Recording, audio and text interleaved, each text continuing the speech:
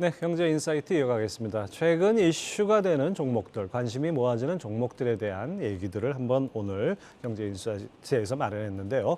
박종훈 리더스 인덱스 대표 모셨습니다. 어서 오십시오. 네, 안녕하세요. 오랜만에 뵙겠습니다. 네.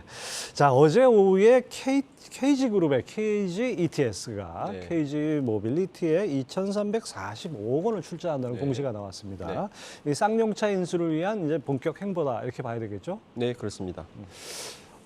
잘 아시겠지만 지난 8월 26일 날 예. KG그룹이 쌍용차를 인수한다고 발표를 했죠. 그 당시 인수 금액이 한 3,655억이었는데 예. 실제로 투입되는 돈은 한 9,200억 됩니다. 왜냐하면 잘 아시겠지만 쌍용차가 재무학화가 굉장히 심하지 않습니까? 그렇죠. 예. 3,655억도 사실은 담보권하고 회생 채권 갚는 데 문제 써이거든요. 그리고 나서 또 부채 갚는 데 상당한 6천억 가까이 들어가기 때문에 실제 1조 원 가까이가 그 빚 갚는 데서 사용되는 것이고. 근데 이제 실제로는 차를 생산하고 돌려야 되지 않습니까? 예. 그럼 잘 아시듯이 최근에 자동차 업계에는 전기 자동차가 대세인데 이거에 대한 투자 재원이 사실 없는 거죠. 네. 그러니까 인수 자금을 다 확보하면. 그렇죠. 그래서 일선에서는 평택 공장을 판돈 가지고 오히려 부지를 판돈 가지고 싼 부지를 가서 전기차를 하지 않느냐는 설도 있었는데 어제 공시의 의미는 이런 거죠. KG그룹의 지배 구조는 KG케미칼이 KG ETS를 지배하고 네. KG ETS가 이제 동부제철을 인수했고 네. 대주주고 그리고 동부제철과 함께 이번에 쌍용차를 인수한 지배 구조를 가지고 있거든요. KG ETS가 현재 쌍용차를 인수한 KG 모빌리티의 그 대주주를 계속 유지를 하기 위해서는 일단 그것 때문에 출자를 한 것 같고요. 예. 그러니까 출자의 돈은 주로 그 전기차 플랫폼에 좀 사용될 거로 보이고 어제 공시가 출자와 함께 또 하나 공시 나온 게 뭐냐면 1,019억을 채무 인수를 한다 그랬어요. 예. KG ETS가 누구의 채무냐면 그냥 KG 스틸이 가지고 있는 KG 쌍용차의 채무를 이제 인수한다 이게 했고 뿐만 아니라 519억의 자금을 대여한다고 했어요. 대여. 네. 예. 그리고 또 KG 스틸도 500억을 차입을 해준다 그랬어요. 그러니까 전체적으로 보면 두 가지로 읽힙니다. 첫 번째는 이게 유상증자를 하고 뭐 이렇게 되면 지분이 희석될 가능성이 있기 때문에 왜냐하면 현재 61% 정도 지분을 갖고 있거든요. 예. 50% 지분 무너질 수 있는 그 희석될 수 있어서 그걸로 인해서 출자를 한 것 같고 그 출자의 목적과 이 자금 차입의 목적은 그 쌍용차가 향후에 전기차로 가기 위한 어떤 플랫폼 구상이나 R&D 투자 자금 이런 용도로 쓸 것 같습니다. 네.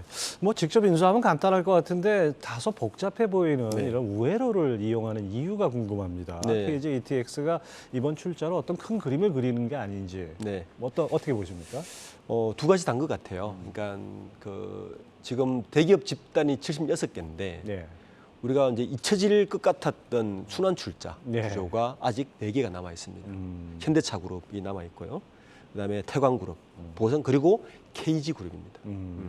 그리고 상호 출자도 한 2개 가지고 있어요. KG 그룹은. 네, 그 이유는 뭐 여러 가지가 있겠지만 늦게 이제 대기업 집단으로 들어온 이유도 있겠지만 KG 그룹은 그 곽재선 회장의 2세인 곽정현 씨에게 승계를 하기 위해서는 네.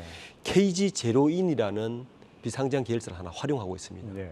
그러니까 어떻게 구성되어 있냐면은 KG 케미칼 곽재선 회장이 KG 케미칼을 지배를 하고 있고 KG 케미칼의 대주주 중에 하나가 KG 제로인이에요. KG 제로인이 KG 케미칼 20% 지분을 거들고 있거든요. 네. KG 케미칼이 이제 KG ETS를 지배하고 ETS가 동부 제철 그러니까 KG 스틸하고 이번에 그 모빌리티를 지배하는 이런 구조를 가지고 있죠. 그러니까 이 구조를 그대로 유지를 해야 되는 거죠. 첫 번째로. 그래서 지분을 희석시키지 않고 유상증자라든지 이런 걸 하지 않고 출자를 통해서 지분을 가져가는 구조. 이게 하나가 큰 맥락이고 예. 그러면서 경영권 승계를 또 해야 되는 거죠. 그 곽 회장도 나이가 있으시니까. 그게 하나의 축이고 다른 축은 이제 뭐 순서에 본다면 미래 생존 동력 확보인데 이제 자동차 플랫폼 이번에 그 KG 모빌리티가 이제 출시한 SUV가 꽤 선풍적 인기를 끌었죠. 가성비가 굉장히 좋다는 차로. 이제 다음에 이제 또 하나의 히트작을 만들기 위한 어떤 투자 이렇게 읽히고 있습니다. 이렇게 뭐 순환 출자, 상호 출자 참 들어본 지 복잡하죠? 꽤 오래된 것 맞습니다. 같은데 네. 이렇게 아주 복잡한 들어도 잘 이해가 안 되는 그런 네. 복잡한 구조가 조금 걸리긴 합니다. 네. 근데 정말 애증의 쌍용차라고 표현해야 될 것 같아요. 매번 인수자가 나올 때마다 이번엔 다를 것이다, 이번엔 다를 것이다 그랬는데 정말 이번에 KG ETX의 경우에는 정말 다른 겁니까? 물론 지켜봐야 되겠죠. 근데 이제 앞서 좀 히스토리를 좀 보면 네. 86년도에 쌍용차가 이제 쌍용그룹이 인수가 됐다가 2004년도에 우리 상하이 자동차로 갔거든요. 예. 그때는 상하이 자동차가 기술만 빼간 게 사실은 맞는 것 같습니다. 그리고 2010년도에 인도의 마힌드라로 갔다가 예. 예의치 않았죠. 전 자동차 시장도 그렇고. 그리고 특히나 이 쌍용차의 시장 자체가 내수 위주였기 그렇죠. 때문에 예. 현대차의 독점적 현대기아차 독점적 구조에서 굉장히 어려웠던 건 사실이고요. 이번에 이제 KG 그룹이 인수를 했는데 우선 한 가지 좀 나은 거는 이 자금 여력이 그나마 그 이전의 외국계 기업보다 좀 낫지 않을까라는 게, 그리고 국내 기업이라는 이점. 그리고 또 다른 이점은 KG 그룹은 KG 스틸을 가지고 있죠. 그래서 약간의 시너지도 있지 않을까라는 것도 이제 이점으로 꼽히긴 한데 한 가지 변수는 이런 것 같습니다. 지금 인수 시점이 급격하게 전기차 시대로 급변하고 있는 시대입니다. 그렇죠. 근데 쌍용차는 상용차 위주였고 SUV 위주였고 전기차 플랫폼을 가지고 있지 않은 건 사실은 굉장히 큰 흠입니다. 또 하나는 실제 한 3,600억도 인수를 했지만 부채 갚는 데 한 일주를 써야 되고 추가 투자 재원이 사실 만만치가 않습니다. 예. 그리고 현재 경기도 하락 국면이고 그렇죠. 이런 부분들은 조금 유념해 보아야 되는, 어떻게 보면 굉장히 좀 아픈 지점이긴 한데 어쨌든 국내 그룹이기 때문에 이전에 있던 마힌드라라든지 상하이보다는 좀 나은 부분은 분명히 있는 것 같습니다. 예, 어떤 형태가 됐든 간에 쌍용차가 이제 좀 살아나서 그 지역 경제에도 상당히 미치는 영향이 큰데 이제 좀 안정이 됐으면 하는 바람입니다. 자, 그다음에 최근에 이제 신라젠이 기사회생을 하면서 네. 또 코오롱 티슈진에 대한 관심이 몰리고 맞습니다. 있어요. 네. 코오롱 티슈진 뭐 잘 아시다시피 인보사 사태도 있었고 횡령 배임 이슈도 있었고 네. 그래가지고 상장 폐지 여부가 이달 중에 결정된다고요. 네. 우선 최근에 코스닥 시장위원회가 조금 많이 느슨해진 것 같아요. 유해진 것 같아요. 왜냐하면 신라젠의 횡령 배임이 꽤 컸거든요. 예. 굉장히 사실은 시장 교란 사태였고 2년 5개월 동안 매매 거래를 했다가 지난 12일 날 사실 이제 이거를 상장 유지 결정을 했거든요. 예. 요것 때문에 위원회가 굉장히 법규를 좀 느슨하게 간 게 아니냐. 그렇다면 코오롱 티슈진도라는 이제 물음표가 던져지는 예. 거죠. 그런데 이제 코오롱 티슈진은 신라젠과 좀 다른 부분이 있습니다. 신라젠은 경영진의 배임 횡령만 걸려 있었거든요. 그런데 코오롱 티슈진은 배임 횡령 플러스 방금 말씀하신 인보사 사태까지 같이 있죠. 예. 그런데 이제 인보사 사태를 보면 이게 조금 희망적이지 않나 이렇게 보는 이유 중에 하나가 인보사가 이미 미국의 삼상을 다시 재개했거든요. 통과는 되진 않았습니다. 예. 인보사 사태의 핵심은 이 치료제가 연골세포라고 애들이 이제 먼저 이야기를 했는데 실장을 뜯어봤더니 연골세포가 아니다라는 거였죠. 신장세포였죠. 예. 예. 그래서 이거는 심각한 신뢰성의 문제가 있기 때문에 중단된 건데 그 부분에 대한 그게 미국에서 삼성이 재개됐다는 소식 때문에 25일 날 열리는 위원회의 결정에 대해서 조금 시장에서 긍정적으로 보는 부분이 있는 것 같습니다. 뭐 제시한 개선 사항은 뭐 다 개선됐다 해도 인보사 이슈가 여전히 걸림돌로 남아 그렇습니다. 있는데 그 위원회가 다시 한번 유보적 결정을 내릴 가능성도 있지 않을까요?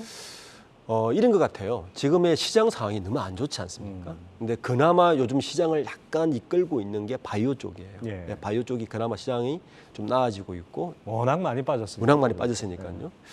그래서 이 바이오 쪽의 시장 상황을 봤을 때 아마 위원회 쪽에서 그런 시장의 전체적인 상황도 많이 고려하고 있는 것 같습니다. 또 하나는 이제 개선의 주요 골자인데 신라젠의 경우에는 개선의 포인트를 뭐라고 이제 제출을 했냐면 신라젠 쪽에서 뭐 R&D를 좀 투자를 많이 하겠다. 신약 파이프라인 확대를 또 하겠다. 이런 식의 예. 했는데 아마 코오롱 티슈진 쪽에서도 이런 개선 사항을 많이 내놓은 것 같아요. 이런 사항들이 위원회를 얼마나 설득시킬 수 있을지와 그리고 현재 자본시장 자체가 굉장히 좀 침체되어 있는 분위기를 좀 반전시킬 수 있는 카드가 될까라는 것도 좀 고려하고 있는 것 같습니다. 예. 야, 이번엔 또 카카오 얘기를 안 할 수가 없죠. 어제 카카오가 사과 기자회견을 하면서 남궁훈 대표가 사퇴를 했습니다. 뭐 흔히 이제 이런 사태가 터지면 사퇴, 그다음에 쇄신한 발표 이런 것이 네, 하나의 코스인데 그렇죠. 네. 이거 적절하다고 보십니까? 뭐 더 한 카드를 내지는 못한 것 같아요. 그러니까 그 제가 어제 본 소감으로는 어차피 남궁훈 대표는 그 이전에도 그 와병설 있지 않습니까? 예. 예, 그래 그 부분도 있었고 또 남궁훈 대표가 취임한 한 1년이 안 되는데 사실 보여준 게 크게 없습니다. 주가만 떨어진 것밖에 보여준 게 없는 거죠. 그렇죠.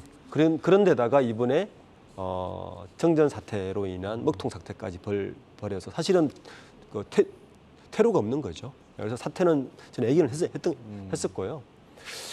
단지 이번 어제 발표를 보면 이런 부분에 좀 초점을 맞춘 것 같아요. 이 카카오톡이라는 플랫폼의 핵심은 그 이용자들의 이탈을 막는 게 핵심이지 않습니까? 그렇죠. 플랫폼 유저가 예. 되니까. 그 이용자들의 이탈을 막는 데 가장 중점을 둔 것 같습니다. 그리고 정상화되는 시점에 맞춰서 기자회견을 하고 사태 발표를 하고 물론 일반적인 수순이지만 예상했던 부분이고 그래서 어제 약간 주가는 그 부분 때문에 약간 반등이 있지 않았나 생각합니다. 오늘 주가는 많이 빠지는 거 보니까 또 평가가 그렇지 않은 것 그렇습니다. 같습니다. 그 사퇴하면서 이제 무료 서비스에 대한 보상안도 네. 뭐 검토를 하겠다고 했는데 사실 무료 서비스까지 보상을 한다 그러면 이게 엄청난 규모가 되지 않을까요? 이것이 혹시 카카오에 상당한 어떤 부담 요인이 되지 않을까 싶은데요. 만약에 카카오톡이 무료 서비스에 대한 보상을 결정하고 실제 한다면 저는 지금 현재 공정거래위원회가 얘기하는 독과점 플랫폼에 대한 문제 네. 그리고 다른 무료 플랫폼을 가지고 비즈니스를 하고 있는 쪽에도 굉장히 영향을 줄 거로 봅니다. 네. 왜냐하면 현재 공정거래법 독과점법에도 보면 실제적으로 매출이 발생하는 것에 대해서 50% 초과한 것에 대해만 독과점을 기준을 하거든요. 예. 카카오톡은 알시다시피 우리가 사용해서 90% 이상 사용하지만 카카오톡을 통해서 아무런 매출은 발생하지 않습니다. 반개돼서 발생하는 거지. 예. 그래서 독과점이 아니라는 이야기인데 만약에 이번에 그 무료 서비스까지 피해 본 거에 대해서 일단 금정도 어려울 것 같고 굉장히 이제 민사 쪽이니까 그것도 판가름하는 것도 아주 쉽지 굉장히 않을 어려울 것 것 같아요. 같습니다. 네, 뭐 카페도 생기고 하지만 저는 민사 쪽은 굉장히 오래 걸리고 그렇지만 이렇게 발표함으로 인해서 일단 그 사용자들로 하여금 이 정도까지 우리가 책임을 지겠다는 데에 대한 신뢰 회복은 분명히 메시지를 준 것 같고 예. 그런 부분에 대한 좀 노림수가 있지 않나는 저는 생각을 하고 있습니다. 이건 좀 부가적인 질문인데요. 이 카카오 이 사태는 이게 독과점으로 인해서 생긴 문제입니까? 아니면 다른 요인이라고 보십니까? 이게 독과점 이슈라고 할 수 있는 건가요? 이걸 독과점으로 보기는 어렵죠. 예. 이용자들이 자율적으로 들어간 거기 때문에 그 시장 자체에 대한 자연스러운 현상이기 때문에 이걸 독과점으로 보기는 상당히 어렵고 저는 오히려 정부에서 윤석열 대통령이나 정부의 관료들이 카카오톡이 이번에 이런 사태로 인해서 카카오톡이 얼마나 중요한 통신 인프라라는 것을 방증해 준 꼴이 된 것 그렇죠. 같아요. 사실은 그게 월요일의 주가의 하락을 약간 회복시켰고 어제 주가도 약간 오랐던 것은 그 이유라고 봅니다. 오히려 정부에서 앞으로 데이터 센터도 KT라든지 SK텔레콤이라든지 그 기간통신망과 똑같은 용도로 우리가 보호하겠다고 보증을 해준 꼴이 되지 않습니까? 네. 또 그리고 또 하나 이제 이번 사태의 통을 통해서 이거 대부분 아시겠지만 50대 이후와 50대 이하가 굉장히 갈려졌어요. 예. 50대 이후는 사실은 크게 불편을 못 느꼈을 겁니다. 저도 그랬고요. 예. 그런데 그 이하 세대는 전혀 다릅니다. 그렇죠. 플랫폼을 통해서 13개의 서비스를 다 연계시켜 놓다 보니까 생활 자체가 안 되는 꼴이 되고 뭐 쇼핑하거나 은행 그렇습니다. 결제 송금이라든지. 그래서 사실은 이탈자가 제한된 이유도 그거죠. 기능별로는 대안이 있을지라도 연계된 대안은 전혀 없거든요. 예, 그러니까 이탈자 생도 분명 한계가 있었고 그것이 주가에 반영되고 있는 것 같습니다. 네. 자, 끝으로 하나 더 여쭤볼게요. 자, 어제 카카오 주가는 좀 반등을 하긴 했지만 오늘 또 빠지고 사실 지난 6개월 올 들어서 거의 오른 날이 거의 없을 정도로 빠졌는데 이 마음고생 심한 투자자들을 위해서 향후 주가 흐름 어떻게 예상하십니까? 저는 이탈자의 추이가 가장 중요한 것 같아요. 예. 이탈자가 이 정도에서 막았다는 것은 아까 방금 제가 말씀드린 대로 사태가 터지고 보니까 생각보다 생활 깊숙이 들어가 있구나 네. 라는 게 분명한 거고 또 재미있게 제가 주가를 본 것은 네이버 주가였습니다. 음.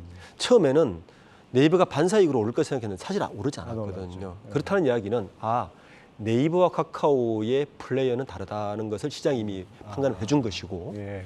그러면 카카오의 대안, 얼터너티브 대안이 사실 크게 없다는 것이 또 한번 방증된 것입니다. 그렇다면 이번 주가의 흐름은 물론 약간의 플럭처션이 있겠지만 그렇게 생각보다는 빠지지 않을 수도 있다. 저는 생각합니다.